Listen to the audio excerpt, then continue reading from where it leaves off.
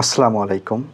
আমরা মানুষ এত অহংকারী, যতটা অহংকারী আমরা তার থেকে হাজার গুণ আমরা দুর্বল।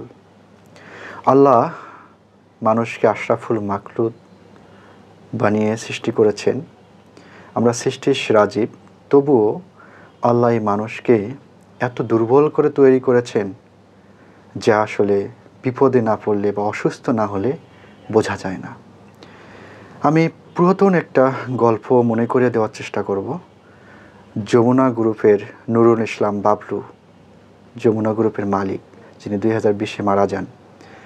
তিনি মৃত্যুর আগে হাসপাতালে যখন ছিলেন তখন তার ডাক্তারকে বলেছিল যে, ডাক্তার সাহেব, আপনি আমার নিঃশ্বাসটা আমার অক্সিজেনটা ঠিক করে দেন, আমি আমার জীবনের সব সম্পত্তি আপনাকে দিয়ে দেব।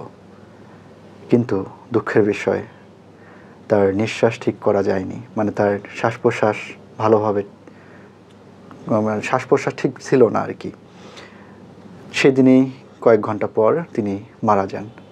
রিসেন্ট খুব গত দিনের ঘটনা যে তামিম ইকবাল, আমরা সবাই চিনি, বাংলাদেশের সুনামধন্য খেলোয়াড় তামিম ইকবাল, তিনি স্ট্রোক করেন।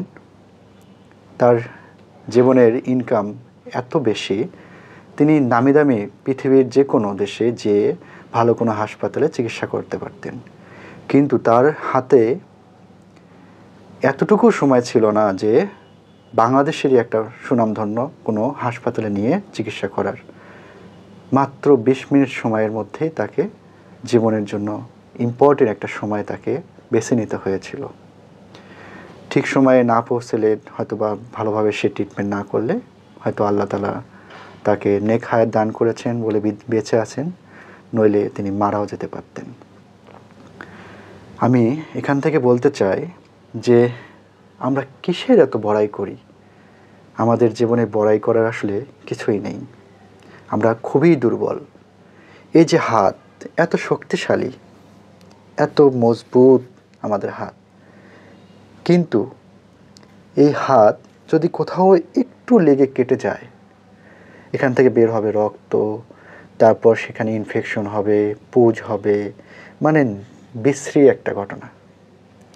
আসলে সেটা শুকাতে বা পানি লাগলে আরও বেশি হবে, সেটা শুকাতে ব্যথা আরও ব্যথা পায়। এই যে স্কিনটা চামড়াটা এত শক্তিশালী, আমরা এটা দিয়ে মানুষকে ঘুষি মারতে আমরা দ্বিধা করি না, মানুষকে এই মুখ দিয়ে কথা বলতে আমরা দ্বিধা করি না। কিন্তু আসলে মানুষ এত দুর্বল, আল্লাহ এত দুর্বল করে তৈরি করছেন। একটু চিন্তা করে দেখেন, একটু কেটে গেলে কেটে যায়, সেই জায়গাটা ক্ষত হয়ে থাকে, আমরা চাইলে সেটা ঠিক করতে পারি না।